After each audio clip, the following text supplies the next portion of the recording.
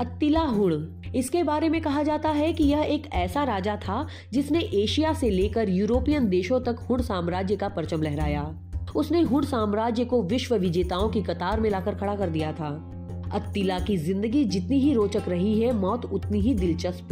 कहते हैं कि दुनिया भर के शासकों को अपने कदमों में झुकाने वाला अत्तिला पत्नी के साथ सेक्स करते समय मर गया। अत्तिला का जन्म 405-406 ईस्वी में डैन्यूब नदी के उत्तर की ओर हुणों की एक शक्तिशाली परिवार में हुआ था। युवा होने पर अत्तिला हुणों का शासक बना। वह अपने समय का कितना क्रूर शासक था, इस बात को तो इसी से समझा जा सकता है कि उसे भगवान का कोड़ा तक कहा गया। 451 ईस्वी के आसपास अत्तिला ने एक बार फिर से पश्चिमी साम्राज्य पर हमला कर दिया। इस वार ने उसकी मुसीबत ही बढ़ा दी। दोनों सेनाएं सेन नदी के तट पर ट्रॉप के निकट मिली और शुरू हो गया एक खूनी संघर्ष।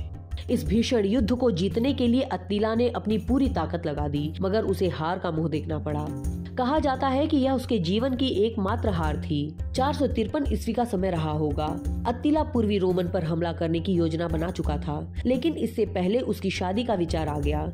इसके तहत उसने इल्डिको नामक एक सुंदर औरत से शादी कर ली। शादी वाली रात वह अपनी पत्नी के साथ था और इसी दौरान उसका अचानक रक्तचाप बढ़ गया।